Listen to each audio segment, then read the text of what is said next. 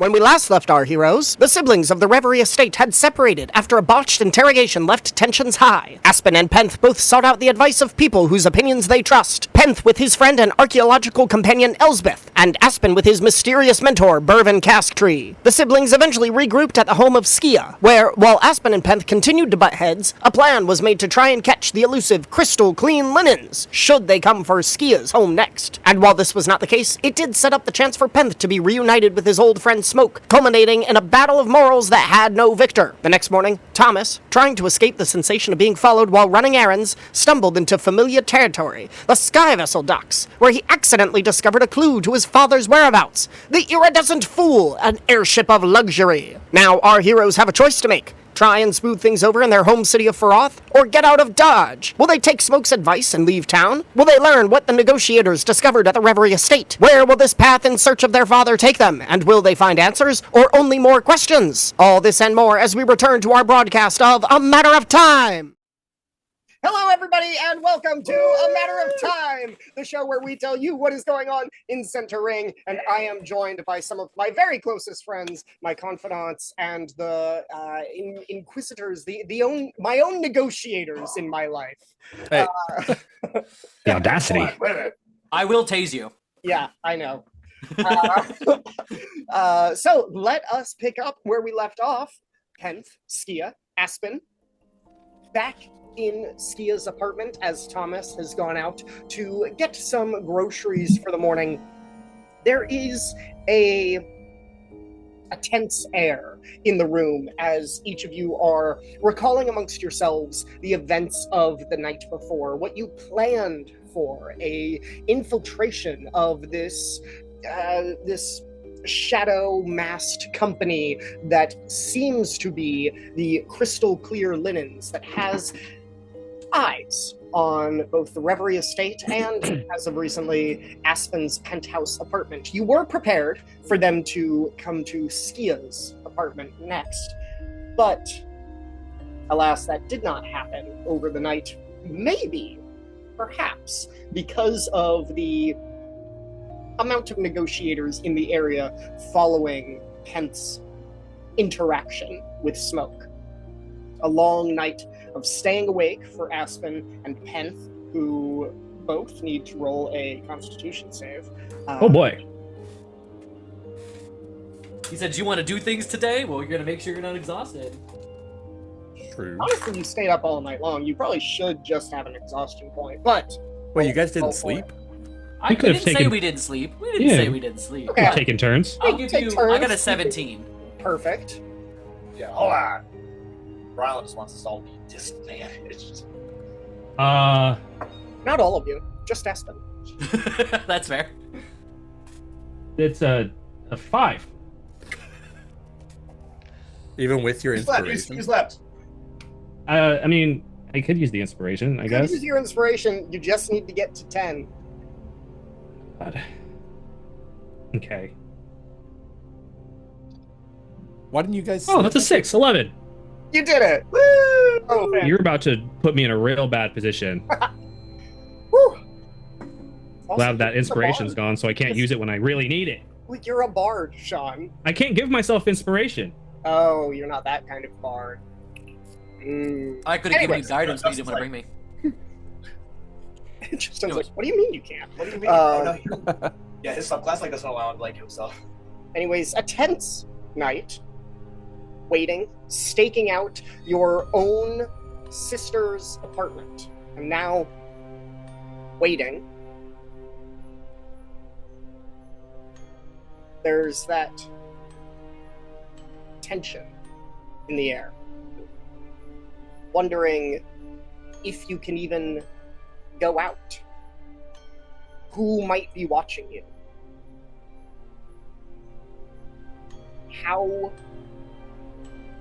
public can you be? How exposed are you really? And what do these pursuers know about you? Do they have anything to do with the negotiators, or are they their own separate organization? And if so, what could they possibly want? Many of these thoughts may be passing through your mind as inside of Skia's apartment building, you hear suddenly running steps down the hall, up the staircase, hurriedly coming this way. Quickly, Aspen, Pent, Skia, what do you do? Move away from the door immediately. From the door? Skia goes to the eye hole and like looks out. What's that? What's that in the hallway? The 6'8" half or half Goliath like juts out of the way, and the tiny little satyr's like, What's that? Aspen will just step into the next room so we could be close to the here. Aspen, as these steps come thundering down the hall, quicker, faster, closer and closer to you, you're peeking through on, I would say tiptoes, tip-hooves, you're on your tip-hooves, and you see through the peephole as Thomas comes running around and just straight into the door, and it just, the two of you sandwich it. Yeah. Is the door locked? Do you always lock the door, Skia? Usually. I mean, Skia, if Skia sees it's Thomas, I guess they'll open the door, you know? I think, like, Thomas, like go to turn, like, oh, shit, right. Knock. Oh, come on! You guys are in there! Skia, who is it? Oh. It's important! It's Thomas. Skia just slowly undoes the chain. I heard how fast. Okay, all right. And like, as soon as I found him. I found him. I found it. The fool. What? What do you mean? Here, come inside. Skia will yeah. usher Thomas in and then shut the door. Skia's like, when did you get all these new locks? You're just a fool. Wait. Guess what it is? It's not a. Is it a bar? No. Good guess. Oh. Statue? Yeah, I thought you would have been in a bar. Another good guess. Oh, Skia, good point. Wait, He would have been at a bar. Is Aspen not back yet? Wait, he was just here. He leans from around the corner. Oh, man. You gotta guess. Well, what am I guessing? What the iridescent fool is? It's not a person or a statue or a bar. Is it a drink? Nope. Ooh, another good one. It's a ship. It's an airship. It just left today.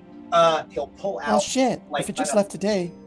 Yeah. So I'll pull out like a very official like Sky Vessel manifesto, like timestamp. It's today, and it has like all the routes leaving from that dock, right? Yep.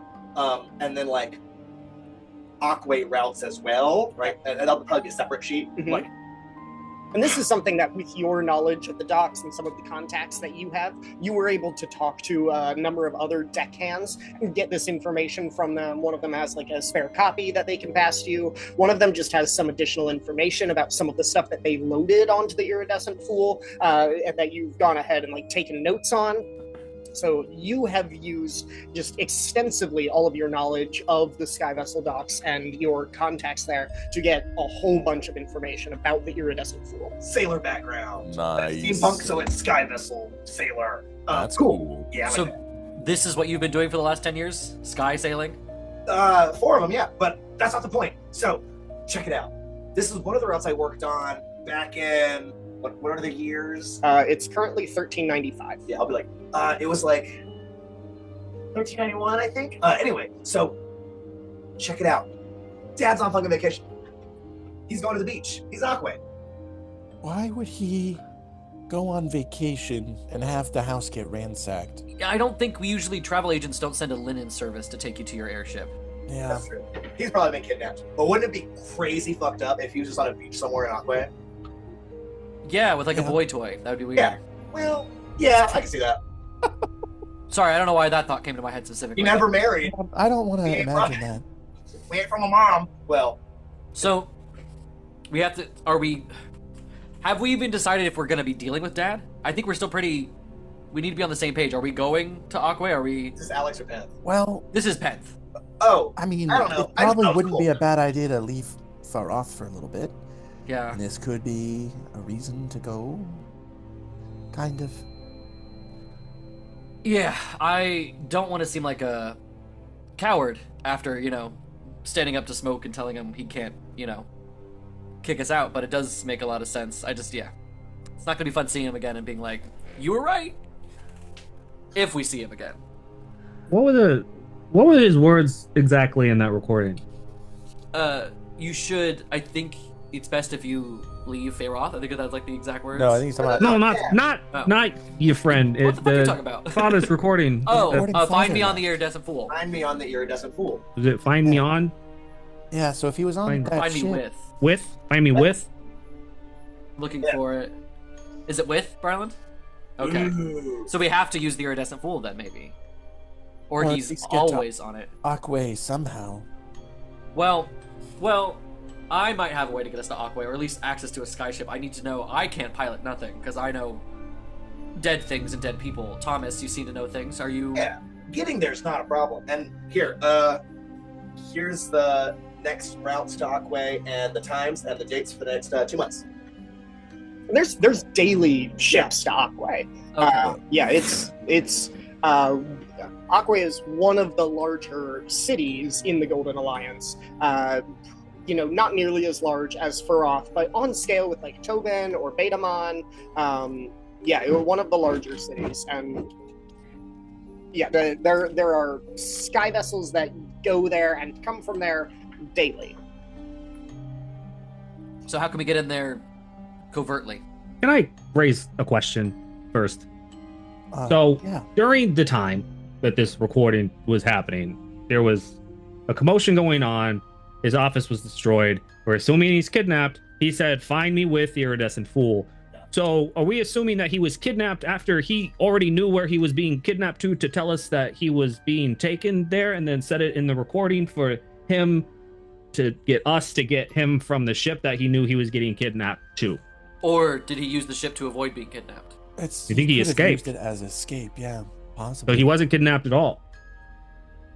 I think it's important to get to Aquay, but I think it's more important to find that ship when we get there. Not just look for him in the city. Looking at the manifest and the series of ships that are coming to and from Aquay, the Iridescent Fool is not set to return to Feroth for a number of weeks. Okay, it takes about a week to get there? Yeah. Cool. It's like all They my just people- left. We're only going to be a day or two behind. I have a question. Hey, Apok. Shit, I forgot he was here. Also, Panther's like sitting on Apok, like, oh, Yeah. He's sitting like a chair. like, oh, I guess he's always like ticking. Yeah. Just get used to it. Hey, you are from the future. Did we find Dad on Aquay? What?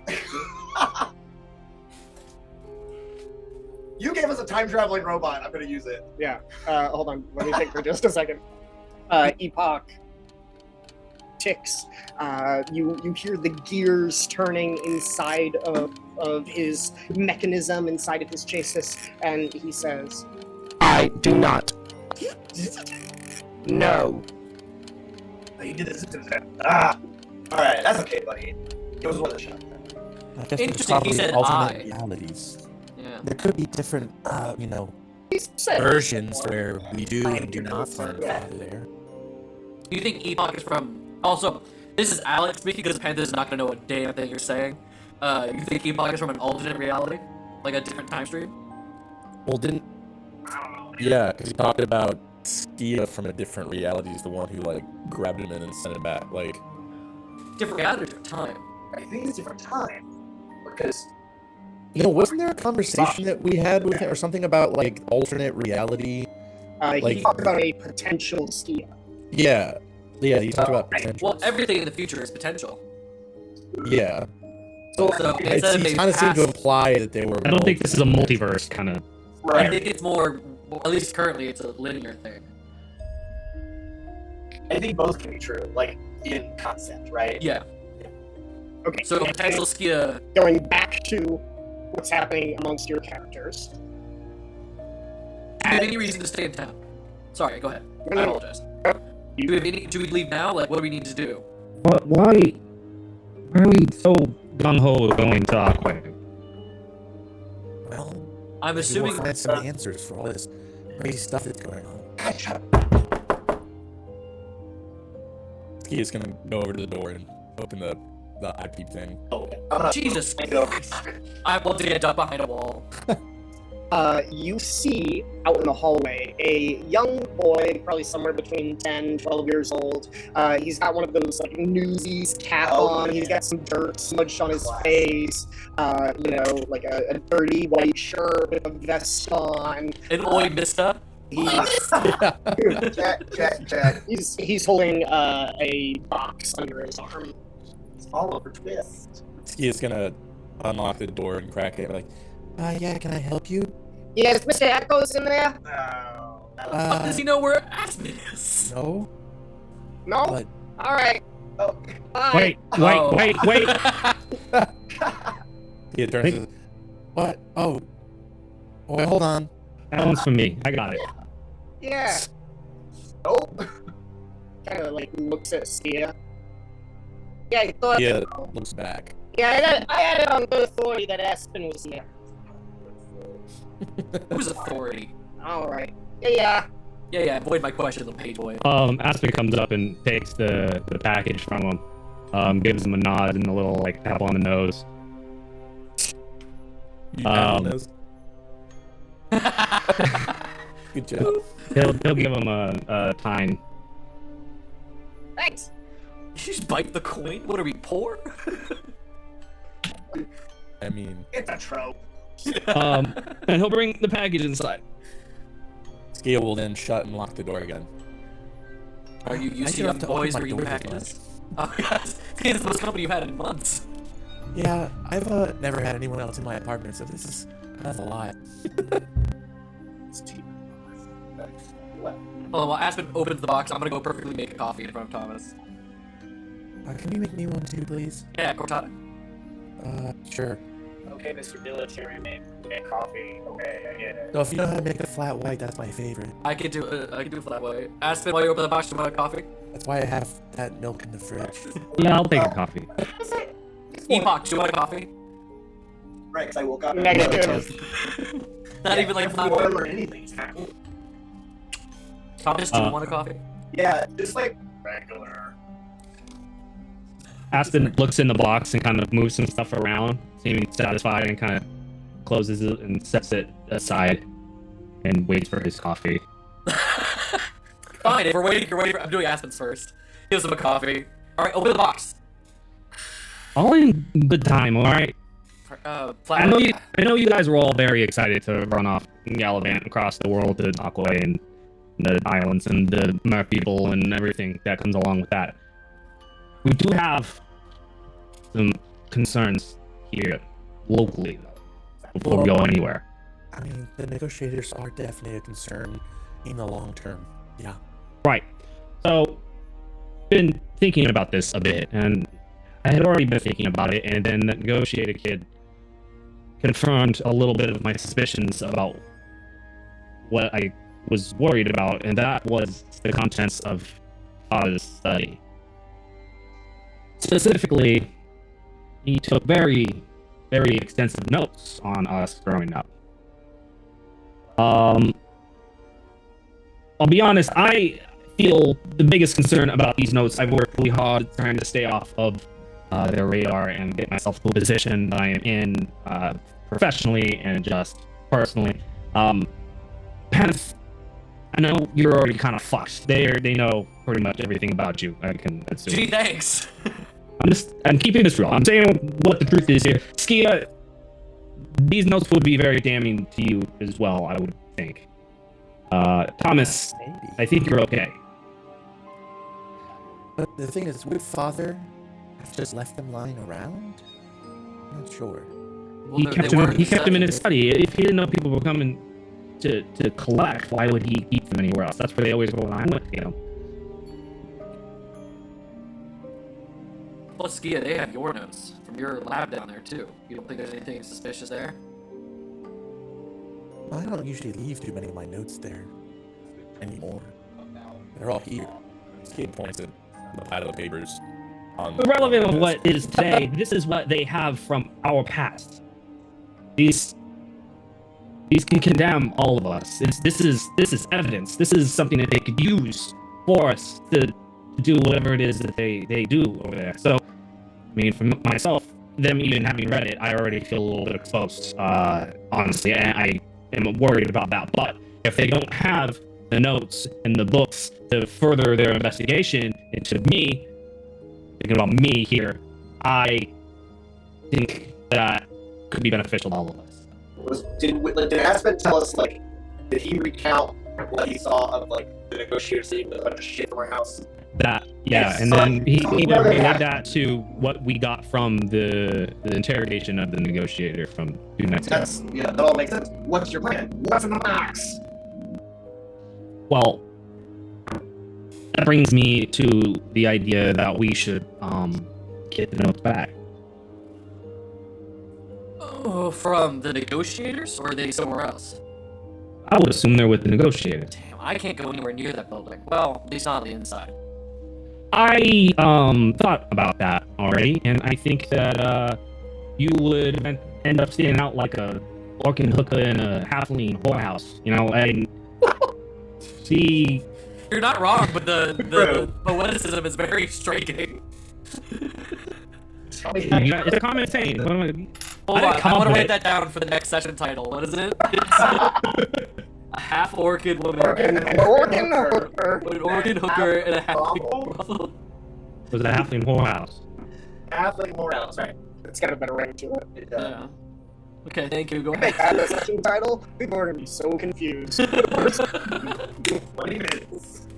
And so that had me thinking, how do you get into a secured facility that are clearly guarded by the negotiators and the very people that you are on the run from? You can very well walk up and ask for it. Or maybe you can. Yeah, Pence, I don't think it would be smart for you to go. Skia, I also don't think it would be quite as easy to disguise you. So, Yeah, I don't think I would do great in a social situation with negotiators. Fair. that leads me to you. And he opens the box and grabs some cloth out of it and tosses it over to Thomas. Happy birthday, T. You're up. You're holding Thomas, Hey. we all have the same birthday. Nice. You are holding in your hands a constable uniform.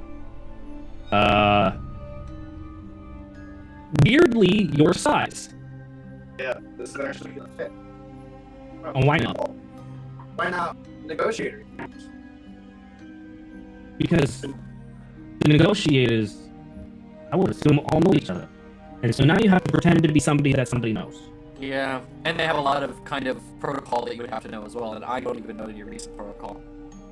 And he pulls out another matching uniform in his own size. We're gonna look nice though, right? Yeah. That'd be cool, Getting right? back into the box, here, you've been promoted, and he throws a badge over to you, and it looks very official. Like it was actually somebody else's badge. Is this real? Yeah, I think it's real. Oh, well then, we have nothing to worry about. This is fantastic. Okay, this is great. Most importantly, what are our names? What's our backstory? Okay. Oh, my name. Yeah. I am Inspector Sergei Bushki. Nice. Ooh, give me one. Give me one. Oh, you come up with your own name. God, oh my goodness. All right, I'll think about it. Babushki. We're like, Okay. Never heard of like in him. Men in Black, whenever one of us starts it, like, this is Agent, like, and each name has a joke on it. Spectre S. Inspector Babushki.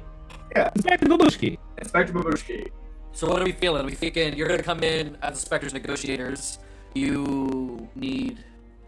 I don't really feel like being a prisoner. I think it's terrifying. No, hey, I don't think no. I'll be able to get out of that building. Here's okay. Hear me out. And then he's gonna like break down this plan that he seems like pretty well thought through. Essentially, the plan is I'm worried that if we come off across as aggressive, it's gonna come across A, bad for all magic users, and B, come off a little bit harder on like they might want to fight us, and I'm not prepared to just fight. don't be around when you do it. Leave. Cause Yeah, a reason for them to be there and go away. What if it was a protest? What if I got some interns together? We're Why? going to see if Why are negotiators going to show up to a protest? because it's protesting them outside of the negotiator area. Move them out to the courtyard, get them out on the street, show how good magic is, help some people out, pull the negotiators out. They feel like it's going to be a confrontation. Turns out that it's not, and you get a clear building, or at least a lesser building. Yeah. I'll leave that to you. You do whatever you want. You and I, Thomas, we got what we're doing. You understand?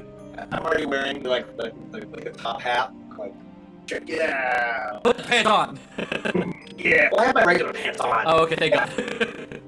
Also, you're not gonna look like this either. And he gets into his bag and pulls out like a kit What do you with got, pants on? makeup and putty and different assorted things, and sits you down and starts like working putty into certain spots, changing facial features in the nose and the chin, Oh.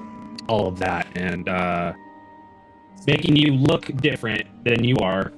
At which point he gets a mirror for himself and does the same thing where he makes himself look a little more aged, adding some wrinkles and some gray into like the sides of his hair. Yeah. Like the most nondescript is better. It's like Yeah. I don't know, like brown hair, like regular features, like just nothing crazy that stands out. Yeah, just like, be able to like widen the jaw and like just he's pretty good with his costume makeup and that stuff. Thomas tries to unlock his phone with the space idea that it doesn't work. Aspen getting into his uniform, grabbing a small throw pillow and stuffing it under so there's a bit of a pooch. And he looks like an aged detective fellow. Aspen, go ahead and roll you can make it dexterity or intelligence, and add your proficiency bonus as well, because you are proficient in your disguise stage, correct? Yeah. This wouldn't be a performance? What is it? Yeah, I suppose it could be performance, yeah. Okay. Plus disguise kit. Alright. Let's go. This is for both of us. This is for both of you. 17? Okay. Ooh. Where's those 20s? I was like, is it worth me using my inspiration? Or, because we haven't even started the mission yet, do we save it for another role in the future? I mean, the costumes are probably pretty important, right? It's up to you, I guess. Because if I use inspiration now to guarantee like a pretty good role, that might make the mission easier overall, right? We are clearly different people. There's definitely going to be a persuasion check or something in there, though. Because if Aspen tries to persuade and he rolls like shit, I'd rather have that than that. Okay, I guess we can save it on that. Yeah, I'm worried about a future roll that's very low. Alex, you roll the I do. guidance. Yeah. Alright, we need to figure out higher, right? No, you're the one casting it. I just want to make you feel good, buddy. I think Turn me it's to ready. There you go. Oh, what is it? 4! Ah! 21! I'll give you a 21, alright? What is it like being inspired by Penn? Or being guided? It is a sense of calm, almost like acceptance. At like in a feeling that like now that you have felt acceptance in the situation you're in, you feel like you can achieve it better. Now that you have like a sense of calmness, almost like a chill washes over you when you feel calm. I feel so calm right now. As the four of you get ready to leave Skia's apartment and head towards the Chancellor's District, where the WASP headquarters is located, as the four of you head towards the door. Deepak, we're gonna go on a very serious mission. Affirmative. We're splitting up. Oh, did you hear the whole plan? Affirmative. Great. Good job, buddy. Okay. You can just stay with me. Skia. You can just observe me for a little Yeah. bit. Stay with Skia and Penth. Confirmed? Affirmative? Skia. Penth. Affirmative. Thank you. Do not follow me or Aspen. I understand. I didn't know we could tell him what to do. Damn. But he, you guys, he has in his Yeah. repertoire. Oh. I do not understand. And now he has I understand. Skipped. Yeah, so he like on the track he like changed his record. He Okay. Intentionally skipped. Do not Cool. to tell you I understand. Okay, so that's not like blanks. He's not feeling. Okay, I get it. Yeah. We're understanding. Interesting. I'll just put him on a leash and attach him to me. It's fine. Just kidding. Not doing that. Just go. Keep moving. Keep moving. Get him Okay. a dog collar with a leash. Little Dom kind of. Never mind. And the word. I didn't say it was a collar. Could have been attached to. He might have a belt loop. You don't know. You He's a little single like clockwork. for like an hour. You're with Smoke. You come back with a leash and a collar. It's like. Hey, I wasn't the one wearing it. In the alley. Okay. All right. Last note of business. When So if you guys stay nearby, the might be able to see us leave, and then we can reconvene somewhere else. And if something goes wrong, we show up back here. Yeah. Shit, I didn't have a new voice. Yeah, I'm gonna do that same voice. You don't. No, you don't. You can just do. What? No, is it not? I want to be like what you're doing. Yeah. Never mind. I'll do a different voice. Maybe I just shut up, right? That is good. Yeah. I'll just bristle my mustache. Ooh, can I get a mustache? No, too late for that. Okay. Baroth is a large enough city, you can't just walk from here to there. You would either have to go to the train station nearby, you would have to go to the steam caravan station nearby and take the steam caravan across town, or Baroth has a fairly intricate like trolley system, and you could take trolleys or a series of trolleys across town to get to the Chancellor's District. We don't have to go through that whole thing, we can just say, you guys get there. Quick point of note, last time you guys went out with Epoch, you did disguise him in coat, scarf, I hat. figured he still had Yeah. that in them, right? Okay, I'm just making sure. Ooh, Just making sure you guys are still doing travel that. montage. We're traveling in separate train cars. Okay. Yeah. And we are going to say that you have a signal between the two groups. Which group is initiating? Is it the group going into headquarters, or is it the distraction group? The signal think- for like mission accomplished, or No, who's for it- like, we're starting now. I think it's the people going in. Yeah, I don't think we should do the distraction first, and that would put him on like weird alert Yeah. of like, why are you guys walking in now? We want people to leave while they're already accepted in the building. So would it make sense instead of a signal, like y'all see as soon as we go through the doors, you like watch the clock, like 30 minutes go by and start, something like that? Maybe not even that. Maybe 10 minutes. 10 minutes. Yeah. Like it shouldn't. Either it's gonna work or it's not gonna work. Sure. I guess, yeah, that's enough to like start the conversation. Hello, we're constables, and clearly what's about to happen, we have nothing to do with it. And I'm like, oh no, what's going on? You know? Yeah, like Could I have, before when we got on the train, could I have somehow, if the distraction I want to do works, can I somehow grab as many interns as possible and told them to come meet us outside the negotiators? Where would you go to get interns? Archaeology, the same ones that were on my trip with Elsbeth. They're like all over the place though, wouldn't they be? Like, where would we? They're still in. I mean, we just used them like a week ago, barely. So you could take a detour to the Arts District. You could go to the School of Archaeology at the University of Higher Thinking. Now, Penn, you don't hold any sway Damn. at this school. Never mind, I You're have not other a ideas. professor. You're not a teacher's assistant. This is what happens when we try to plan something so quickly. I don't have time to build up the fucking distraction. All right, fine. It's just me and Sia. I'll make it work. All right. It's you, Skia, and Epoch, Jesus fucking Christ. who Distractions. is going to get stares and looks. If someone's like keeping their head down or just like paying attention to what they're doing, like they're not going to notice Epoch. But he is an immensely taller than Penn. Penn, That's pretty big. clockwork person just walking around. And as a reminder, automatons are not a thing in Centurion. Warforged are not a thing that exists. This is a very new, very interesting to some people, maybe scary to others, maybe funny to some.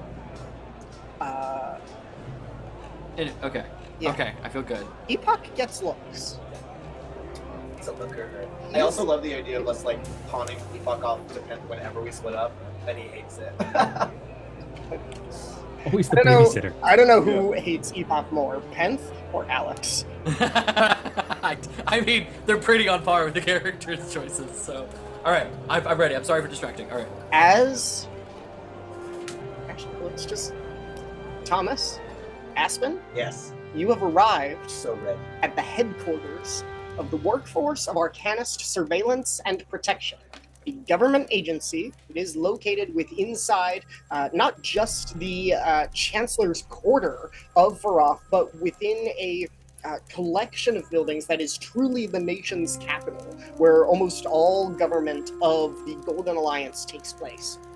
A relatively small building compared to some of the others. Four stories in some places, 5 in others. Tall, concrete, like stone building. You walk in to a marble floor, a number of telegrams going off, telegraph messages coming into this round desk, stairs that go up in 2 different directions, and then a number of different hallways. You see a lift behind the front desk. The iron, like, Oh yeah. yeah, cool. And as you approach this desk, you see 2 people. You see a young woman with ginger hair pulled back. She's in a very neat pantsuit, buttoned all the way up without the collar, typing away on a typewriter. Next to her is an older gentleman that actually looks a lot like the Inspector Babushka. Sort of a chubby. Babushki. Yeah, that's what I said.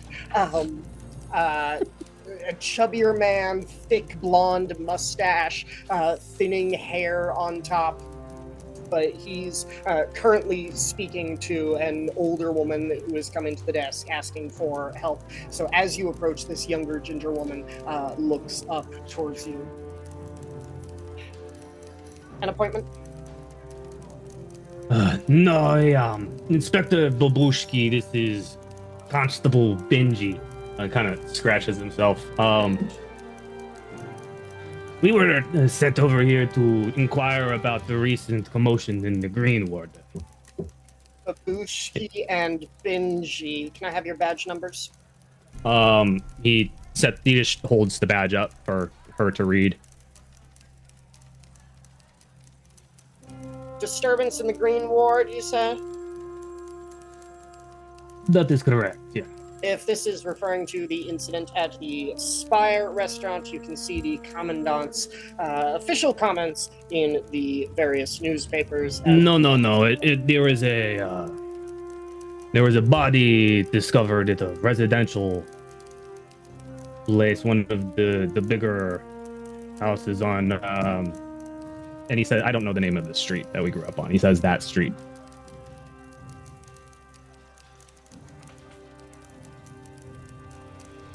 Go ahead and make a deception check for me. You can have advantage because Evan is here helping you, or Thomas is along helping you. I'm like, I'm getting the advantage die out of the little bag. yeah. Officer Benji is just arms crossed, not glaring, but kind of just trying to set a serious tone. Yeah.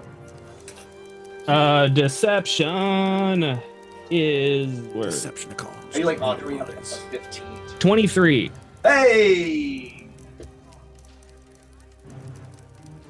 It's pretty good.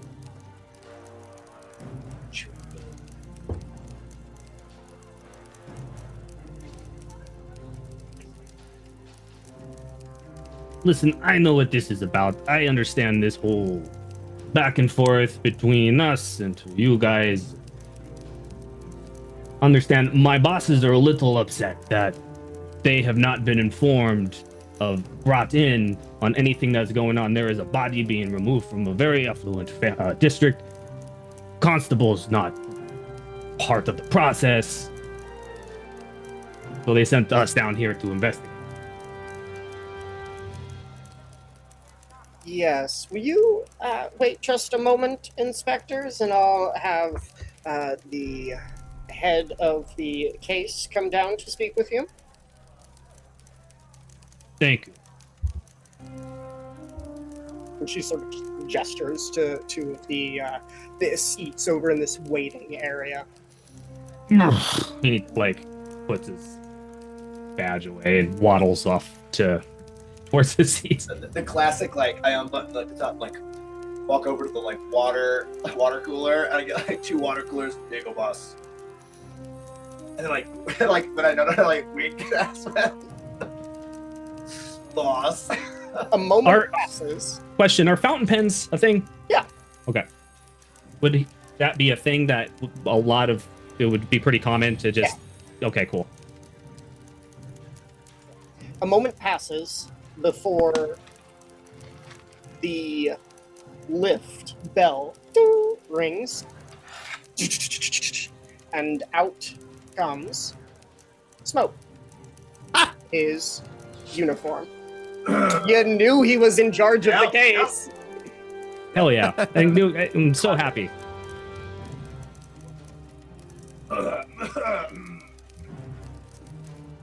Smoke is wearing his negotiator uniform, but with that like face mask removed, and he does not have any weapons on him that you can see, other than a small revolver at his side.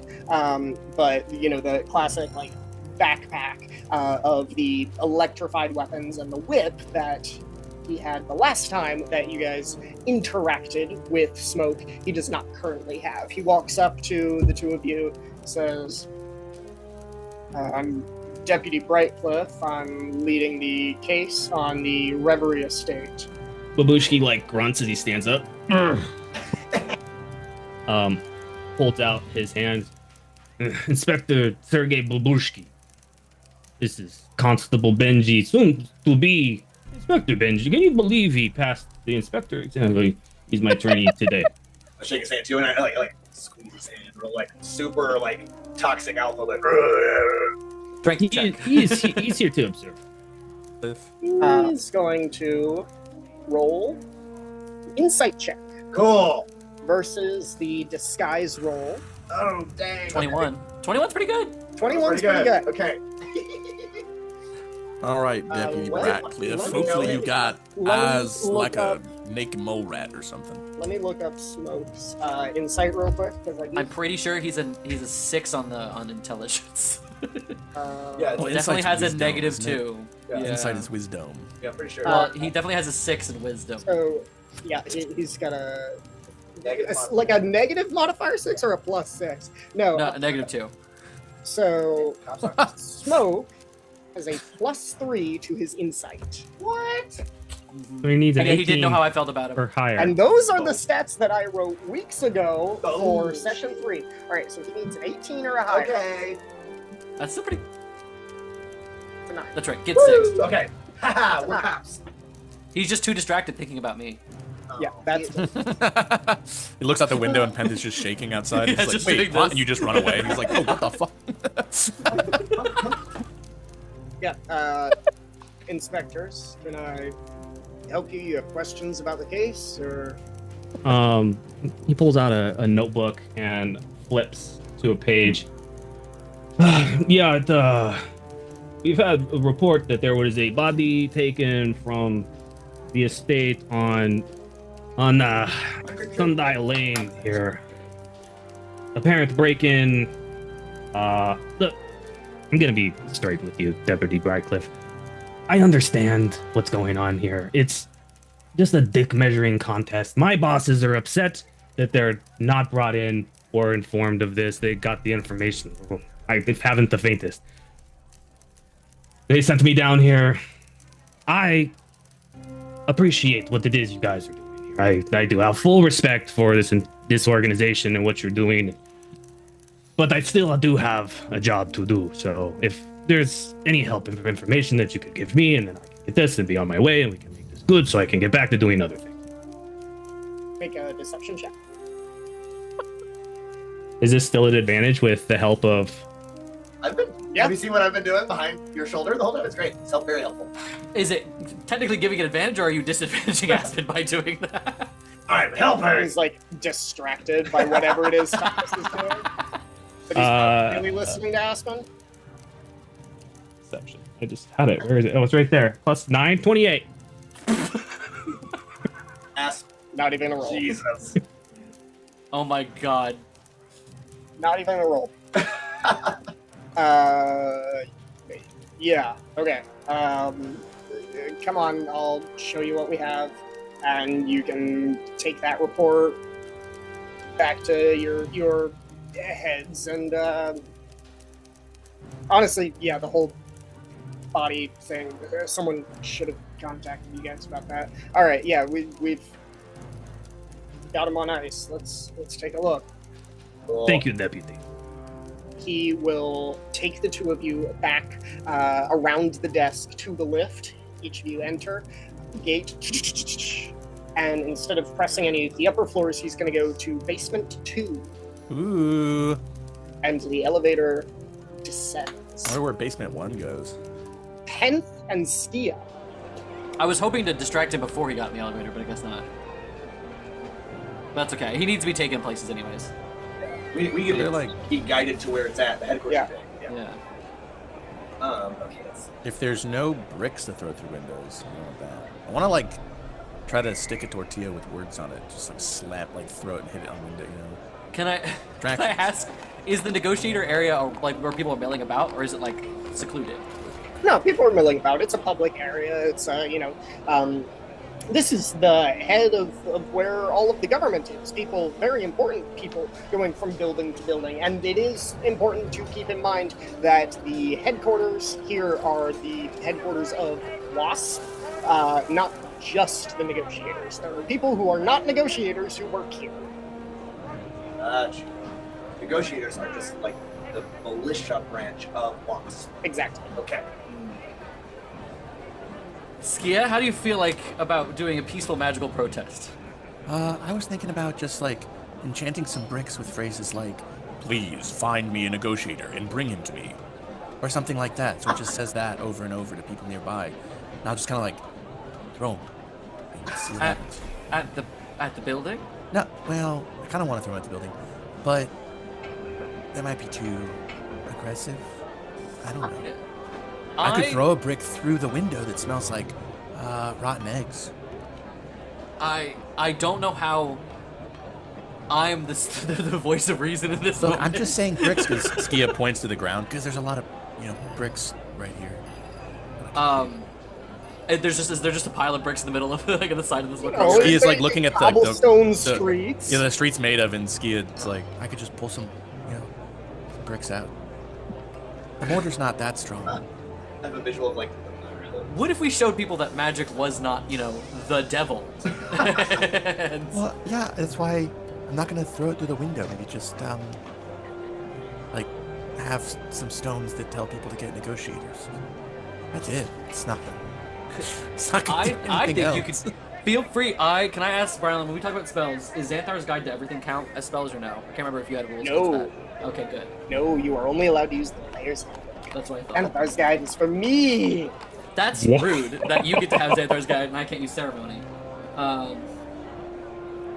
I would like to. Why, you trying to get married?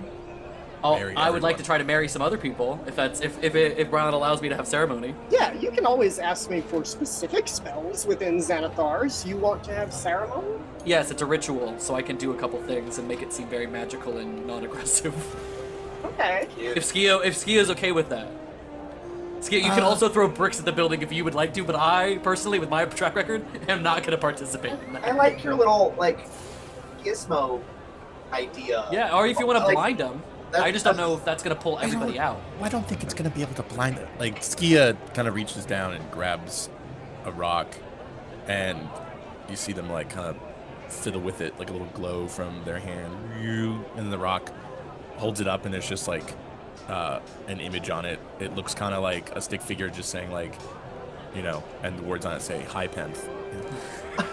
Like I can do something like that, or takes it, kind of like fiddles with it some more. And holds it up and you're like, you smell this. And it smells, a little bit like rotting wood, like. Okay, Yeah. once again, I think the point is that we don't want to get charged by like 60 different negotiators with acts of aggression. I think rotten eggs and bricks is. Do you mind if I think Penth is going to As soon as we get there, after having conversations with Skia, I think he's gonna sit in the center of like the milling area, take his hood down, and start the ceremony ritual. And Skia, do whatever you like, but me and Epoch are gonna go over here and start doing this. Can I just, bro, is it okay if I do this? Like, I want to make sure. Yeah. I would like ceremony. Skia will keep watch of Epoch, like keep him not in the middle of everyone milling I think about. I tell you, be ready to like take your little light blinding things and like dash if we need to use that as a distraction for us to get out of here. That's the important thing, but I'm happy to make myself a nuisance, and I think I go do ceremony, and I'd like to, in the middle of the cobblestone street, have Greek pillars start making a circle around me with little pomegranate trees, like in the perimeter of me, making kind of like a sanctuary ceremony area. Like the idea of that coming from the ground, if that's... These are all just like growing out of Yep. the stone? Okay. Correct. I would like to take my unexpanded scythe and expand it just without the blade and put a sacred flame on top of it and let that sit right in front of me. Is that okay with you? Yeah, you can do whatever. And then I'm going to use thaumaturgy, and I'm going to be really loud for everybody in the fucking building. And I'm going to say, magic has been here and will be here beyond us. It is a faceted tool for all who are intelligent and kind to use. It is not a weapon in the hearts of all people. Allow me to prove it to you. Do we have a rite of passage? Do we have an atonement? Do we have a wedding? And I call for the people in the milling about the square to come to my ceremony circle to get either they can revert back to their, like, I can see if I can, I would like to see if I can get a negotiator and use atonement on them, but I don't know if I'm able to. Skia's gonna start, like, just turning bricks and making them really shiny. Are you handing them out to people? That's all that's nearby. It's all Skia. Yes, but I mean, like, yeah, giving them, like... A shiny brick, like, Yeah. it's like glowing, you know, like Yeah. it's iridescent, magical Ooh. blue. I love that. Are you I can do following? up to, Yeah. I think I can do up to 4 bricks. You, sir, and I point at a negotiator who's 5 outside bricks. milling about. So, Alex, Yes. I think you know the first thing that I'm going to ask for, Uh-huh. and it is going to be some sort of charisma roll. I know, and I'm -1. And you, Alex, are a very charismatic person. But my character is not. You've got these pillars coming out of the ground, these pomegranate trees. You're projecting your voice out. Be not afraid, citizen. Like the biblically accurate angel coming out. Like, oh my god! That's you. You're the biblically accurate angel. I'm just making shiny bricks. What are you talking about? That was nice. But I can do a charisma roll. Yeah, it could be persuasion. I'm so tempted. You don't have to give me advantage. Just kidding. Here's what I'll do. Yep, just make a persuasion roll. -1, baby. Okay, 15 on the die, which makes it a 14. Okay, yeah. That's pretty good. Could I say I cast guidance? Can I say I casted guidance on myself? Yes, of course. Okay, I'll give myself a D4. Premeditated. That I can do, Mr. Bard bullshit. Yeah. This was Premeditated. very You know what you're doing, what you're asking for. And that's a 3, so 14 plus 3 is 17. Okay, fantastic. Woo! Pet magic. A number of people in the square, some of which are politicians. You see chancellors and representatives of various species across the Golden Alliance who are milling about, making their way from the Capitol building to their own offices this way and that. And even like interns or assistants to some of these more popular politicians and also journalists are constantly milling about this space. And a small crowd starts to gather, a dozen people at first, and then maybe 24, as you are creating these illusions of the pillars and projecting your voice out and advertising these magical services and in some ways preaching about the goodwill of magic. There is a soft hesitancy as the crowd builds. Some people more so than others. There are some who are visibly worried or upset with what is going on here. Some people a little curious about it. You do see a negotiator who was going to enter the building call him towards you. He steps forward, mask on, I should say. They step forward, mask on. The crowd begins to part as this negotiator approaches and asks, do you have a permit for these arcane displays? Your fellow negotiators know I have a permit. Bring them out and show. They will tell you. Bring them to me, and I will show you my permit, and I will show you everything you need. I will show you. And then I do a little bit more thaumaturgy, and I let like wind rustle him around, like a little wind rustle around him. Be like, bring me the others, and I will prove to you my arcane permits. Bring at least 7 more out here, please.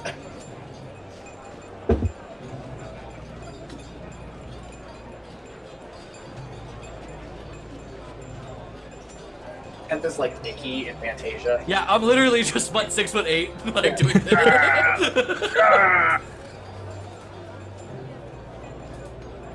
The negotiator, not. It's an aggressive movement, but he's not like about to attack you. He's going to pull out that baton that he has. You can see the wire going from the base of the baton towards the backpack that he carries. Looks to the crowd, says, "Move along, folks. Move along." No, they're here to celebrate and celebrate your atonement, and I let him stay.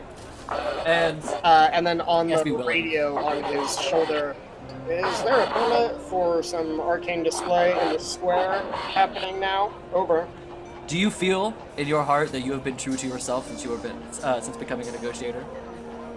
Do you believe in the right of what you're doing? That every action you've made in this thus far in your life since joining this group has been, I'm going full Scientology, kids. Like, let's do this.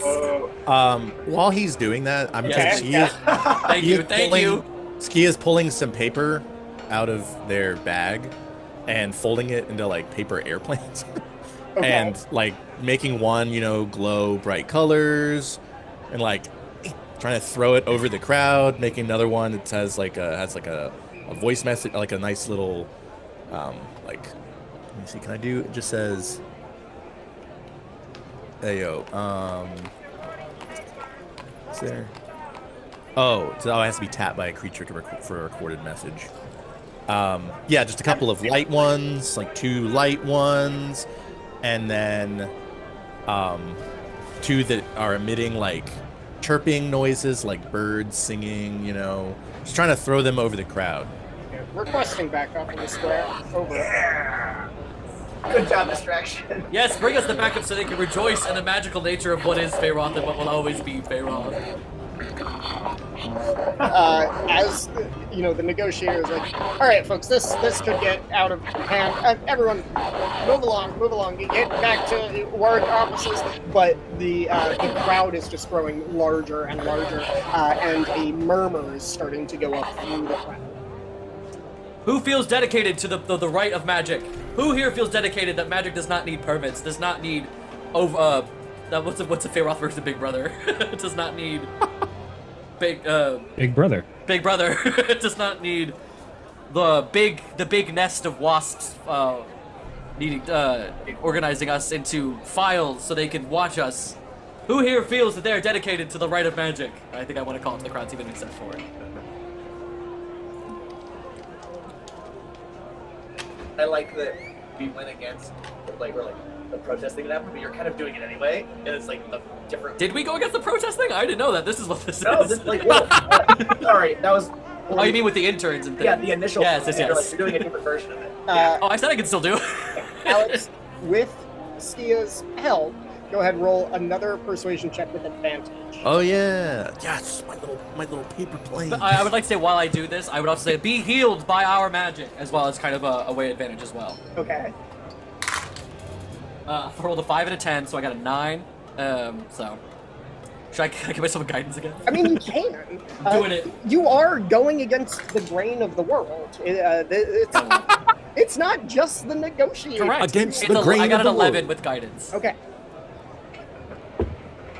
As you call out, asking for people who will step forward and claim an interest in magic, the sort of reclaiming that piece of the world that is faded, that has been torn away. Nobody takes you up on it. Nobody's going to step forward and like proudly proclaim themselves as someone. Oh, thank you so much, love. Like proudly claim themselves as someone who embodies that. But you're also not seeing anybody, other than the negotiator and several others leaving the building that you just saw Aspen and Thomas enter a few moments ago. Other than those negotiators, nobody is fighting you on this yet. Aspen and Thomas, you descend down the elevator 2 floors and then arriving in basement 2. You go entering this hall, long, like stone, concrete, very much underground hallway. And as you have arrived on this lower level, you see there is, in the hallway, a flashing light. Just above it, like towards where the ceiling meets the wall, and a few negotiators are coming towards you. And they're donning their own packs. And one of them, holding a pack, is sort of giving it like a whine, like, and then sets it on. And they pass you, enter the elevator, and head on upstairs. Smoke and Smoke stops one of them, so you hear him mutter, "What's going on?" The one that he stops is some sort of disturbance in the Chancellor's courtyard. We're gonna head out that way. The briefest of eye contact from like Aspen and Tom's like, yeah, we high five. All right. When I get to my office, I'll grab my radio and let me know if I'm needed. Goes towards his office is not exactly his. As you enter, you see there's no name, there's no like nameplate on the door that says Deputy Brightcliff. This is very much what might be a multi-purpose, small, like square room that has been repurposed for. There's 2 large tables in the very center of the room, and then a third longer table against one of the walls, and it's just filled with boxes of various notes, journals, and books, all of which you recognize the handwriting of your father. And one of the, on the opposite side of the table, there is a chair that he steps around and sits in and just sort of gestures. The office of the man who lives in the Reverie Estate. We confiscated all of this information from his offices. It's notes about the children that he raised over the last few decades. It seems like he was, I mean, I've only been through a fraction of these notes, and he was trying to get magic out of them. He was trying to, he thought the kids that he had, well, except one of them, but he thought the kids that he had some arcane abilities, and he was trying to bring out their full potential. We don't know the full scope of his plans yet, but it could not have been anything good. Listen, it's my lunch break right now. Do you guys mind if I eat while we do this? No, go ahead. Yeah, So Be my guest. there's Arcanist kids out there? No, they're grown now, Oh. Near 30. Are these targets of interest then? Yeah, they're Probably thought he was in a hurry a lot. I like that. Immersive. we got a low-level bulletin out for them. I can pass that information along to you. They've got some pseudonyms amongst themselves, but we can give you their given names and some descriptions. He opens his notebook, writes down a couple things. What are the names of these individuals that you have looking for? Alfaxian calls himself Penth. Mm-hmm. Real sexy fella, you know. He's a Goliath type. Type racist. Penth, tall. Yeah, tall, stocky. He's gained some weight. He's Tall and fat. Okay. I'm leaving. Tall, stocky, bit of a tummy. Sort of stony gray skin, close cropped hair. Like that picture. Or is it called? Oh, like that. There's a satyr, Yamate. What's those notes? Yeah, I don't have her name. Gamake. Blonde, one horn. That's what we're looking for. One horn Seda. Yeah. Single horn. And then there's Del Taman. We're not too worried about him. Human fella, tall, lanky. But he's the one that no arcane abilities. Father, Unremarkable. Yeah. Choice words to say about that one.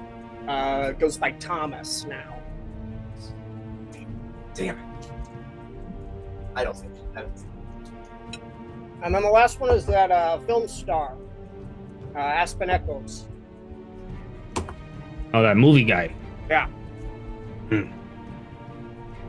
Yeah. You think he's an arcanist? According to these notes, yeah. Yeah, not exceptionally powerful or talented. The only one that we're really worried about is Yamake. Seems like she had a lot of potential according to her father's notes. We've got a bulletin out for the father as well, but we don't know what the guy looks like. And you think these four, they are responsible for that body that you recovered? No, to be perfectly honest, the body was our fault. Oh.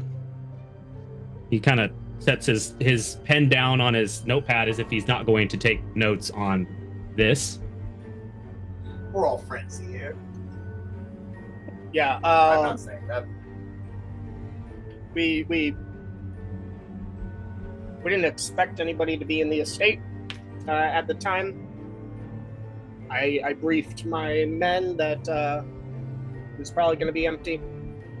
We went in.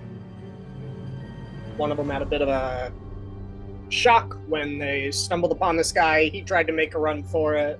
Yeah, my guy acted a little too quick on the draw. Did you want to see the body? Yeah, please. I'll keep some of this out of the report. All right. Come on. I'm taking my lunch with me, though. So we're like Marlon's in-game excuse to be eating during a session. Dinner time. Marlon, we're down in the basement. Negotiators, you mentioned, have packed and left to go help. Are we pretty alone with Smoke? There are still there are still people down here. You're not alone in the basement. Not every single negotiator has fled out to the top, and there are a number of office workers as well. Cool. Yeah. Here's the It's question. pretty quiet. Yeah. If Smoke is leading the way, Aspen is clearly the guy he's talking to, and I'm in the background. So I can be third to leave his office. As we walk, in the span of time I've been standing there to leaving, could I have seen any Aspen-esque notes that are easy for me to just put in my mind? Make an investigation check.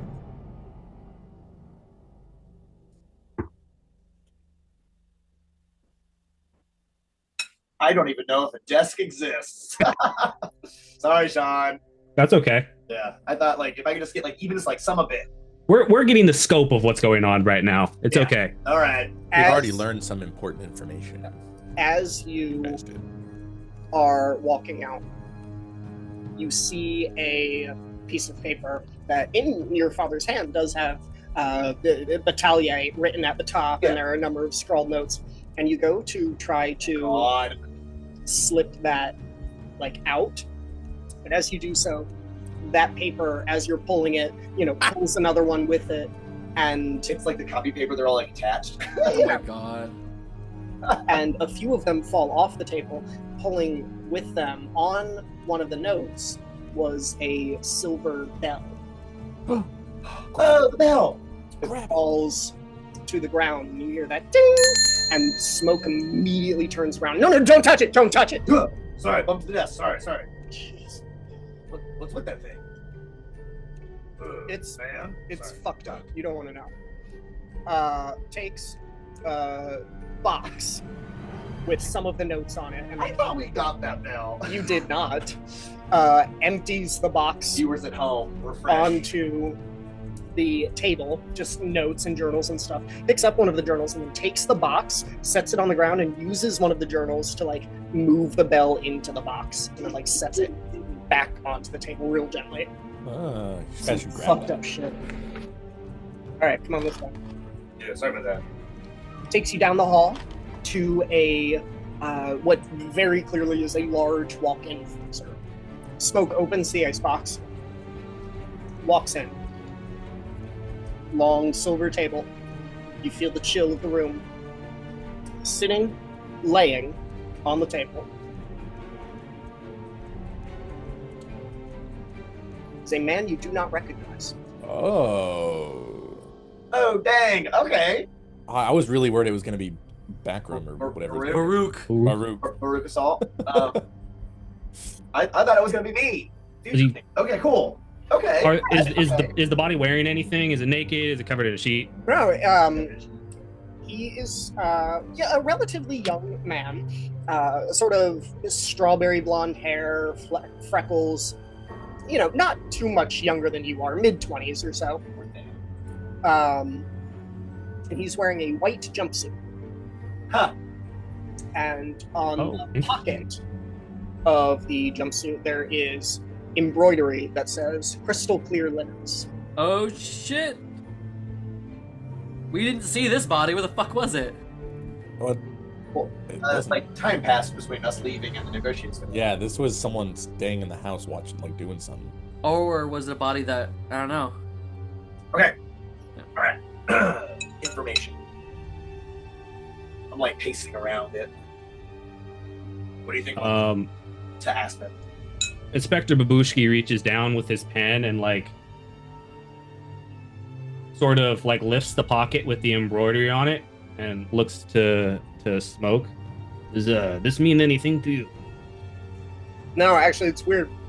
We've run through it, and we can't find any crystal clear linens company in the city. Think it's a front for something? Yeah, that's what we think. I mean, this guy that lived at the estate had his hands in a bunch of stuff across the city. We don't know.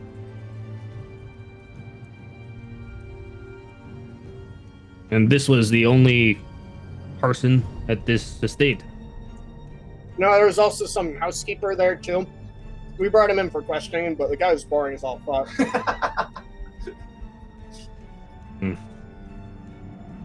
That's right. Are you both able to keep a straight face when he says that? Aspen for sure. He is in character.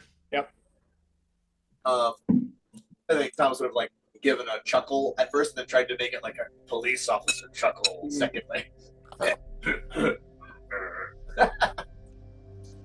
Okay, cool.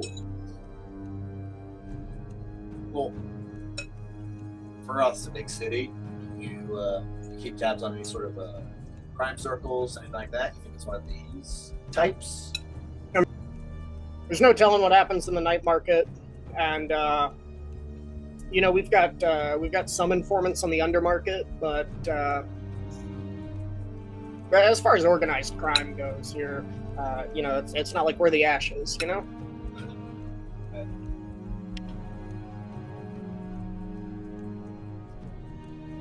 Anything else I can help you with, inspectors? There seems to be some sort of commotion going on upstairs. If you wouldn't mind, I need something. Maybe I can go through these notes. They could be beneficial to the report. I'd be able to give something to my betters.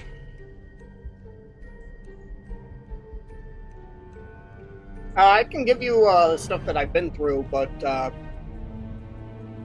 with the amount of magic talk that's in these journals, this is really our jurisdiction, so I'm gonna have to hold on to the rest of it. I can stay here and look through what it is you do have.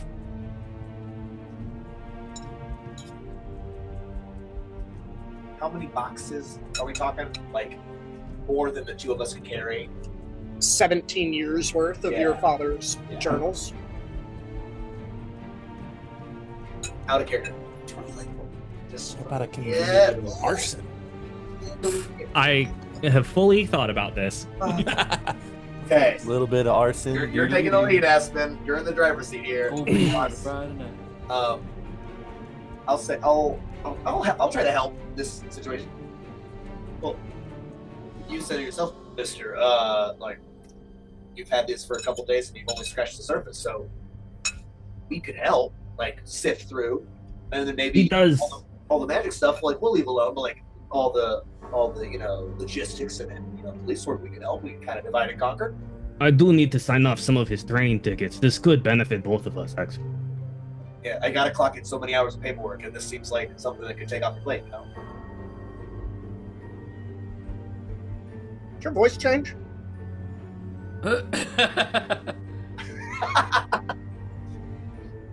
What? No, this is how it sounds.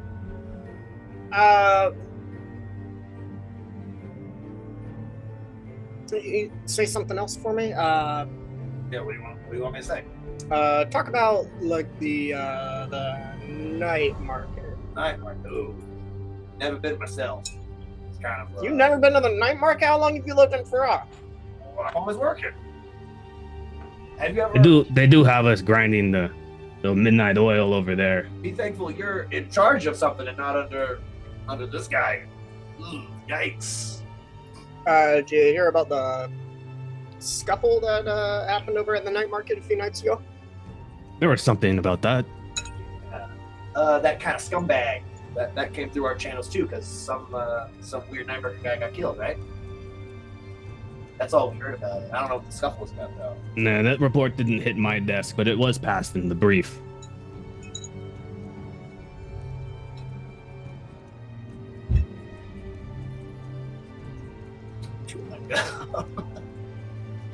Make a deception check. Sure. With advantage. Sure. Oh, okay. A quick cut to Skia and Penthan. I'm just chanting in ancient Greek as like light surrounds me. And then cut back. Cool. 18. I'm not charismatic. He's also always drunk, so it gives him a little bit of charisma spice. I've been drunk enough this campaign. I'm kind of mad about it. No, what? Subtract your inspiration. I have my inspiration, so do I. Oh no. So? Smoke doesn't deserve inspiration. That's right. I can see. Scumbag. Now we'll cut to Yeah. Kent and Skia. What did he roll? Exactly. Rude. Something Okay. juicy. I swear, if Aspen kills this man. Pent, you have this whole thing going. Skia is throwing paper airplanes around. You are, speaking to the crowd about the elegance and the utility and the beauty of magic. And this initial negotiator who had come up to you and was trying to get people to move along, still there. You see a number of others leaving from the building, coming towards you. They're going to start moving around the crowd and trying to corral people away. What are you guys both doing? I mean, Skia's gonna make sure that there's not enough of them yet to like surround the area, right? No, certainly not. Skia's gonna start making sure that an exit path is clear and Okay. ready, Okay. like an Nice. escape route if Yeah. needed. You. Fantastic. So that's what Skia's gonna be working on, is Okay. escape route. Just you sort of shepherding Epoch in a way that is away from where the negotiators are crowding around, making sure you have eyes on a number of different like buildings, alleys that you can like move Mhm. through, knowing your knowledge of Faroth and this district. How familiar would you say Skia is with the Chancellor's Quarter of Faroth? I mean, are industrialist meetings ever held up here? Occasionally, yeah, I feel like that's probably when Skia would come up if there was like an industrialist event for sure. in this district. That's probably the main time that Skia would have been up here then. Fantastic. Otherwise, I you've don't got it's not your first time in this area. You've been around and recently. Penth, what do you have going on? So I see the negotiators coming forward, and I would like to find the oldest person in the crowd and take them by the hand, Okay. like an elder of the crowd, and bring Okay. them closer to like in the ceremony section. Yeah, if they allow me. You pull forward this elder halfling fellow. He's got very much the like the monk hairstyle, where he's like completely bald on top, gray hair along the sides, the George Costanza. He's got these like big round spectacles.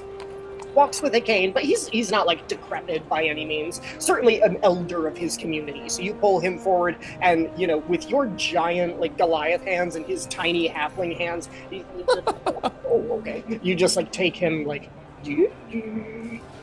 I place him in front of me, and I take his cane, and I hold him. I hold him gently. I hold him gently, and as I take the cane with one hand, I mend it so it's back to being brand new, like when you first bought it. Oh, that's nice. Exposed. Elder of the world. You have wisdom beyond your years, but I know you felt loss. Yeah. And so I take his hand with the cane, and so he's like standing. I kneel to him as well, which is still taller than him. Oh, yeah. At least I'm closer. Do you worry about those you've lost in this life? Do you worry about their peace and their happiness, even off this mortal realm? Not really, no. Jesus fucking Christ. I squeeze his hand a little harder. Do you care about the people who have passed? Well, of course I care. Yeah. Of course you do. Of course you do. And I do a little bit of grave cleric magic, and I give him the sense of calm that his loved one. And I think, is this like an insight where I can see who he's lost based off of my abilities? Or can I roll for this?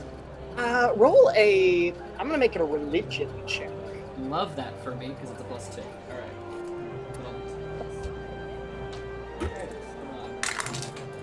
11 plus 1, 12 plus 2 is 14. Okay. I go. You don't have to tell me if it was succeed or not, but I'm gonna do this. I feel that your former spouse has passed, and they are at peace in the afterlife. Yes, I lost Dahlia. I like internally, I'm like, yes. Freaking Nearly a crystal decade ball. ago. I'm Teresa Caputo. And she is at peace. Now, sir, you walk with a limp. Do you want to be free of that feeling? Ooh. To run through a field again would. Run is a strong verb. I would say jaunt. The crowd just like mutters amongst itself. Well, you know. Only so much we can do. And so I'll use one of my spell slots, and I'll cast Cure Wounds on him and heal the leg that is lame. You kneeling down, a soft glow appears between your hands as you place them on either side of his knobbled knee. And he can feel the warmth. An expression of serenity comes across his face. Oh, that is nice. Yeah. As you finish, he takes a gentle, cautious step testing the strength of his leg. Another. Walks all the way around you. And then, again, at a little jaunt. See? Jaunty! And as he finishes going all the way around you the second time, he even does like a very small like jump heel click. He... all right, calm down, old man. okay. Breaks his hip. Shit. Yeah, you found the limits. You found the limits of healing A magic. little too fast, but it's... I'm 34. Their best it's felt in a long time. At this point, the negotiator has stepped up and to the two of you, and with the baton against your chest, and then gently pushing this halfling fellow away from you. All right, that's enough. Unsanctioned magic is illegal within the city limits. Do you have your permits? What is sanctioned? Sanctioned by who? Sanctioned by the workforce of Arcanist Surveillance. I am sanctioned. I stop him from like trying to figure it out. I am sanctioned by those beyond, before, and after you. What is the sanctioning of a political party when there is the sanctioning of a god? And I take my little staff and I smash it on the ground, and the sacred flame flies up into the air and explodes. Alright, another religious symbol. Okay. Listen, we've got laws. You have to have permits to use magic The inside. laws of men or the laws of gods? I did say laws, and I'm not gonna fucking apologize. The Lord gods. Gods. I'll go full Southern Baptist. I can. Maybe get my church hat out. Sure, chat. The Law of the Gods episode. The Lord can lead you to it. He can lead you through it. Sir, we can do this the easy way. We can't do this the hard way. Do you have your permits and your license? Do I have? And I turn to Epoch and Skia. Do we have our permits and license, kids? Skia's, we're not in the crowd. Where are you? I'm like in an alleyway surveying the exits. I've been Oh, throwing. okay. Because Yeah, that's why I was say throwing that. paper plate. Like I was throwing them over the crowd to be like, Okay, so I turn to Epoch, who's behind me, and I say, "Do we have permits, my friend?" Epoch is with Skia. God damn it! I turn around. There's no one there, and I turn back around and go. well, you can probably see Epoch over the. I just go, damn, and I cast light on his on the negotiator's chest, and it caused his entire chest to burst into light. And hopefully that is enough of an distraction for me to start running towards what I believe to be Skia's exit. Yeah, and Skia, it's like, As you cast light and it just bursts out, the crowd around you, there are cries of surprise and fear, maybe an occasional surprise of delight, as even within the bright day of this courtyard, your magic illuminates even further. And as you run away, the crowd parts for you. Hell yeah! You Hell yeah! hear this negotiator stumbles backwards, and I'm gonna. He's gonna be lit for about an hour because I don't plan on casting another spell. Yeah, it lasts for an hour and it doesn't dissolve until I cast another spell or have another action, and I don't think I'm taking one until I need to. Okay. What Skia's doing is trying to get Penth to go to where Skia is, preferably like an alley or something. And Skia has grease ready. Nice. So if negotiators are Aggressive following, Arcanist. Skia's gonna do a little grease spurt in the alleyway that we're running down. After I get through or before? Yeah, I get after you get through. Yeah, like you're running, you pass by, Skia's like, and then How does like, that? Yes, I want to know how Skia squirts out grease. well, it comes from Taco Bell. from Skia's arm. I mean, it's just like basically you just see like a little tubule in Skia's like wrist, just like flicks, their arm down, and like a splash of viscous, oil, like it sprays out, covering an area. They are following you. As they're following you, you hear one of the negotiators over a radio say, "Satyr, single horn, Satyr, single horn." How do you see that? Oh, I thought Skia was like in the hood. Skia will say, try to keep up. Because Skia moves a lot faster than most people, too. You do move faster than Skia moves at 40 feet. Wow. Yeah. He's the little scamper away. Skaters get 35 base, and then having the infiltrator armor gives him another 5 feet, so it's 40 feet base. I can keep up. We're both fast. Yeah, we zippy. In Ski the is actually pretty basement. good at evading the police. Down in the basement. Yeah. Smoke is looking at Constable Benji. I'm kind of like mirroring him. Like, There's a brief recognition. wait, I have inspiration. Your roll from 20 minutes ago. Don't I? And then on his radio, you hear Satyr, single horn. Satyr, single horn. Oh, that I took notes on that. Yeah. That's one of the kids. Yeah, we're gonna head on upstairs. Both of you want to follow me? We'll see if we can double team. You know, working together. Let's. Look, you Uh-huh. you go do what it is you have to do. I go through the notes that are here. I'll write my report. I'll wait for you to get back. Make a persuasion check with disadvantage. But I'm here. Helping. Yeah, but he knows who you are. No, he's distracted.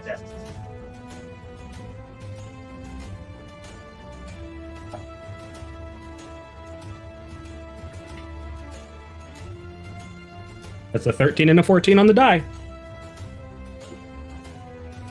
Persuasion? Yeah. 22. Pretty good. He needs a 19 on the die. I still have my inspiration. So do I.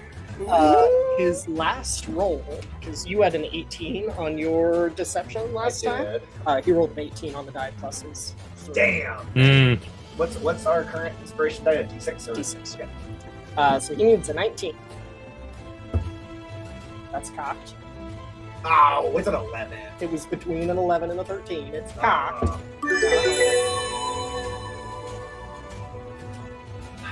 Well, I'm gonna make it not a nat 20. All right, I'm using my inspiration to deduce from him. So it's a 18. That's only a 2. Plus 3. Be a 21. Are we tied right now? No, we're not. Wait, what was Sean's? 22. Oh, Be a 20. kind, be a benevolent god, Bryland. I almost never. I think like maybe one time have I used my inspiration actually against you guys. And when you did, it like domino affected into killing one of us. Yeah. Yeah. It did. Which can When happen was that again.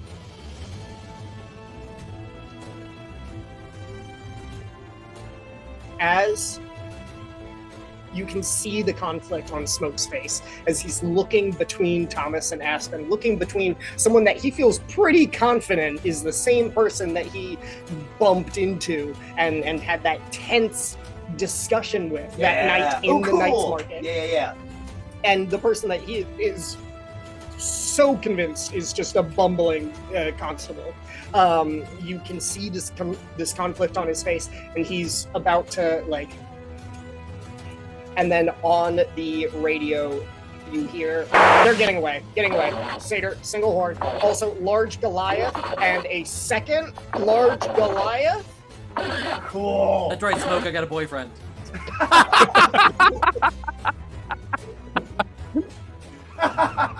Yeah. And he goes, "Fuck. Okay. Don't touch the bell."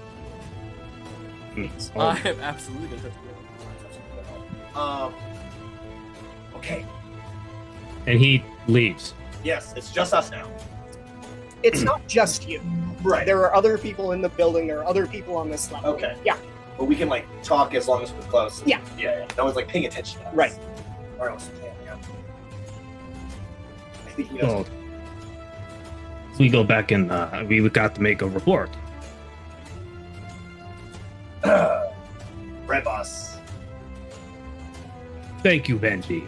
Yeah, I got you. So, yeah, let's just not touch the bell, right? Cool. Let's go back in his office. Okay. Now that we got a little bit of time, I mean, You there's gotta- boxes and boxes and boxes and boxes of stuff here. Yeah. Damn. This is a lot of notes. Sure is. Boss. certainly couldn't take these all back to headquarters. Oh, that'd take all day. Maybe even tomorrow. Hey, Hmm. what you gonna do? This is very important to the investigation, clearly. Oh, right. Would be a shame if this were to go up in smoke. Oh, right, because his name is Smoke. Yeah. You see what I did there? That was It good, was a boss. pun. That was good. Ah. You'll learn to do that when you're an inspector somewhere. I'm learning from the best. We both look like big old. Executive producer Dick Wolf. Oh, that's funny. You know I'm having that. Yeah.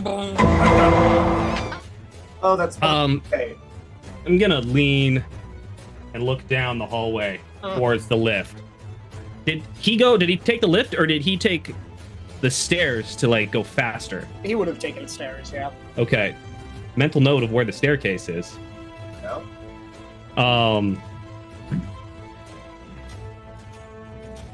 All right. And he just starts pushing things onto the rest of the boxes.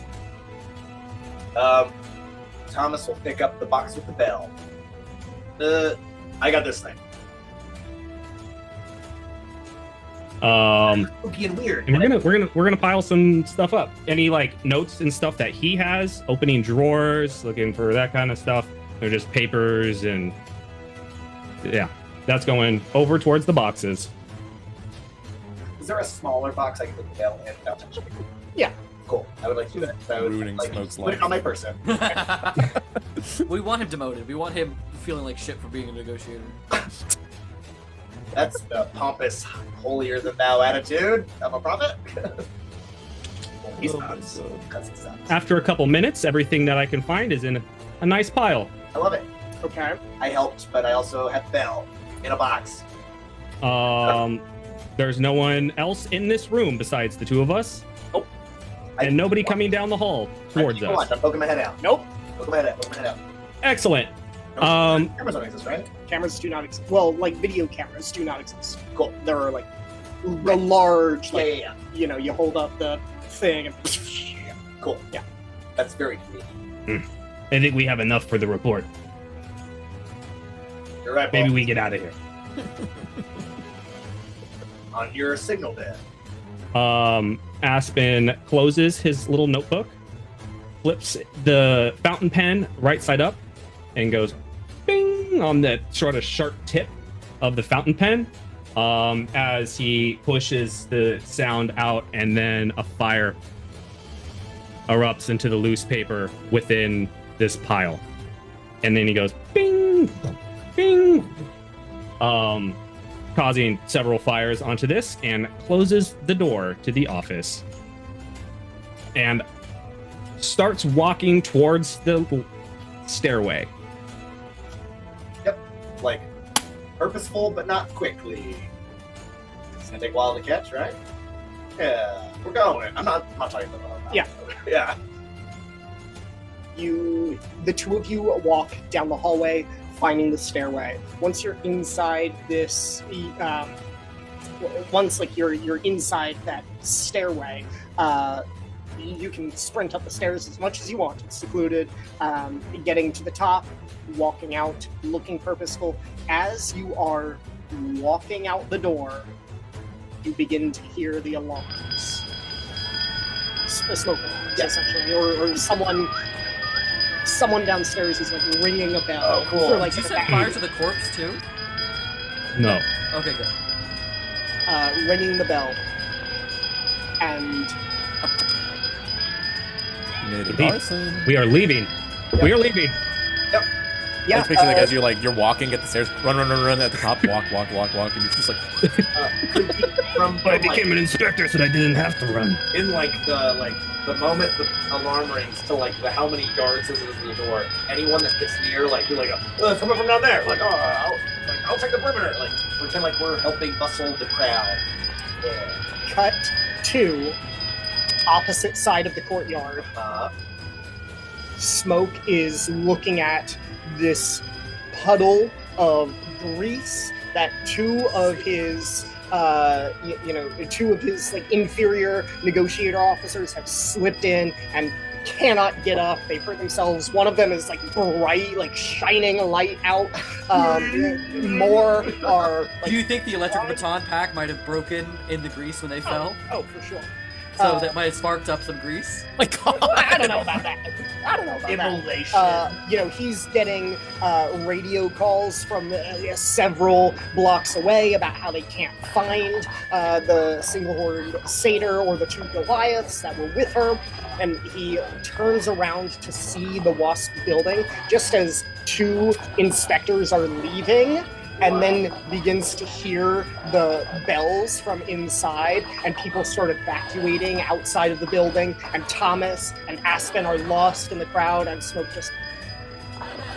Fuck! Where did the five of you agree to meet up? Back at Skia's. We said Ski's apartment. Okay. We should probably not stay there long. Yeah, I'm gonna go ahead and tell you guys that the five of you can reconvene back at Skia's apartment. A very successful mission. Yeah. Yeah, Skia's gonna be immediately grabbing their own notes and research materials, because Skia's like, especially if you guys like find out you guys lit a fire in the negotiator. It was yeah, it was beautiful. Oh man, Yeah. it was funny. I was like, oh, I think Smoke was starting to catch on about me, but like, it was too late. You guys, and also there were two Goliaths. Oh, It's because you broke character. You broke character, and he noticed. It's okay. It was your first audition. You did great. We don't have time to really revel in this. I think we have to go. And Skia's, taking up papers, like filling stuff. papers. Yeah, maybe you give me some notes for next time. Hey, Constable. grabbing any of their alchemical supplies that they have. You have a bag of holding, right? Like a fanny bag of holding. Yeah. Switching back to our more like I'm like taking the putty off. Is this reusable? Oh no, we can get more. But I got plenty. Yeah, press. All right, successful. How do we feel? I think does Aspen and Thomas download everything about the body? We're good. But we do need to leave here. He came here. Yes. Yeah, Skia's like basically, and also while you're seeing Skia do this, you kind of get the sense that this isn't the first time that Skia has done something like there's definitely a process that Skia is going through. He has a bug out bag. Yes. Sean, thank you for saying that, because I make that reference constantly and no one understands what I tell you when I say it's bug out. Yeah, like you get the feeling that Skia has done something similar to this before, at least once. She's reached under your bed. Skia is not like freaking out about it. Skia is methodically like, dude, get this, I need this, Yeah. So, just So I want to know, where are you guys heading? I think I look at Aspen and I say, should we back to the temple? I don't have a safe place to stay, and I'm not putting Elsbeth in more danger. Regulus doesn't deserve that. Skia's gonna ask, what were the ship manifests for today? We need to go. We leaving now? Yeah, why not? I don't know. Does anybody here have something to do still? I do have something that I need to attend tomorrow. He was like, tomorrow? Let's lay low. I think Aspen's hole in the wall is the best place to go. No. Aspen's hole is the best place to go. Yeah. Yeah. That's what I'm gonna say. We can agree that I do have the best hole. We can all agree. His ancient dwarven hole is the best place to hide. Okay. There's also no shortage of inns and hotels like and places stuff. in the you could buy a place to stay for the night. You don't have to stay in a decrepit, abandoned temple. The question about You have a good point. we live in a modern society. We all have computers in our pockets. Like we all have bulletins out for us. So like, how easy would it be to like get a hotel room? So you and Aspen, were you talking to Smoke, and he mentioned that there was a low-level bulletin out for you all. You didn't get the impression that it was a public bulletin, and it was not something that he implied had been shared with the constables. So You like feel an that it's innkeeper it's is like- amongst the negotiators. There are people who are looking negotiators are looking for people who match your descriptions. It hasn't like been shared with the general public. Right. Okay. So an innkeeper's not like, hey, you're those guys they're looking for. Right. Okay. Then with that knowledge that we would have had already, do we want to like stay at like a off the radar like tavern?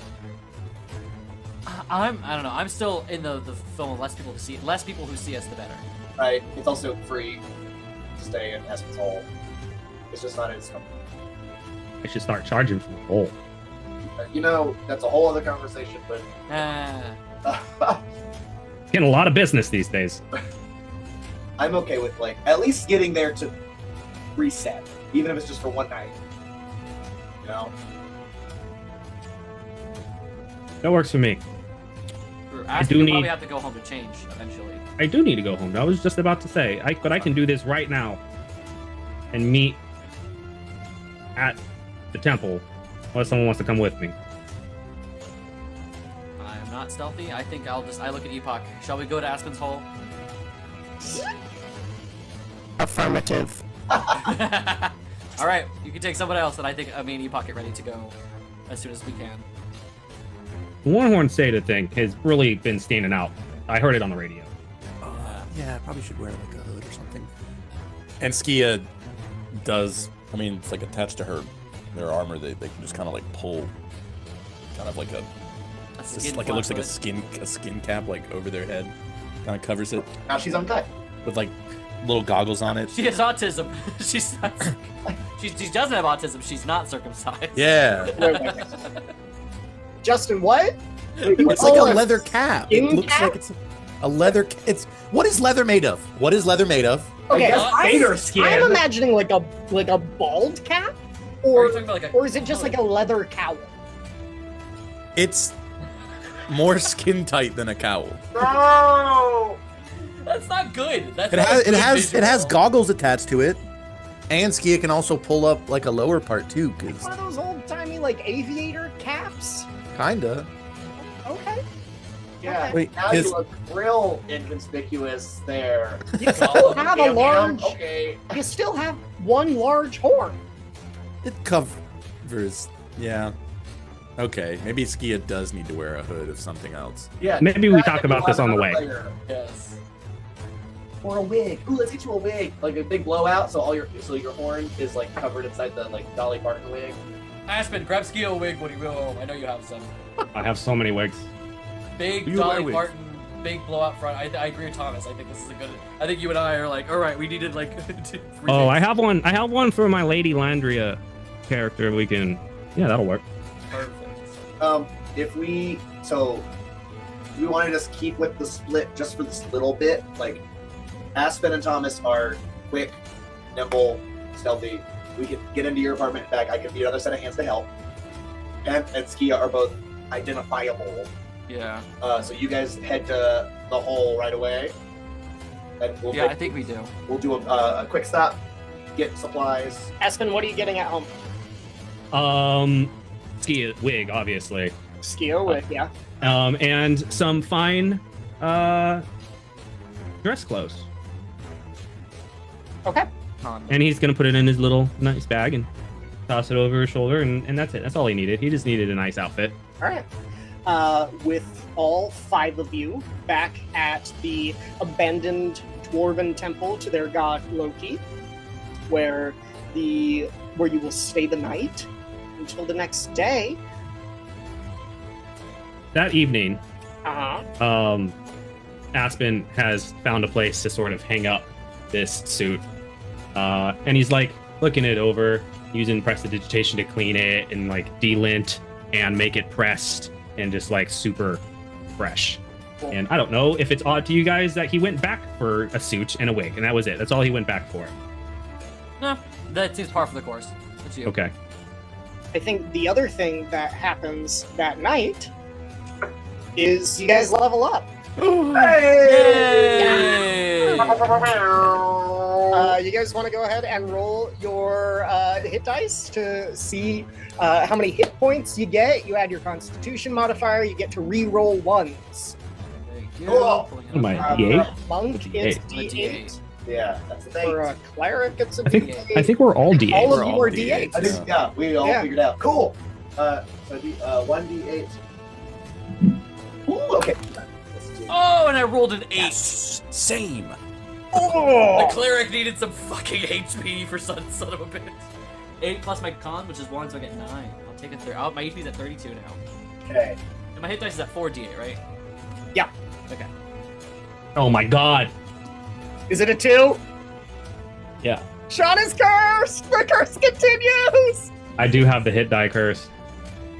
I It's get only those with my things. rogue character. 6! Okay. Also, Brian, the 2 times, because we're level 3. Yeah. 6 plus 1, 6 plus 1. I've rolled 6, 6, 6 for my hit points. Nice. I rolled an 8, Brylan. Nice. 6, 8, 8, 2. 2. I got a 3. Okay. Oh, and then we're doing this is the ability score improvement. I do have this thing where I roll Yes, hit dice yes, with it is the proficiency. ability for improvement.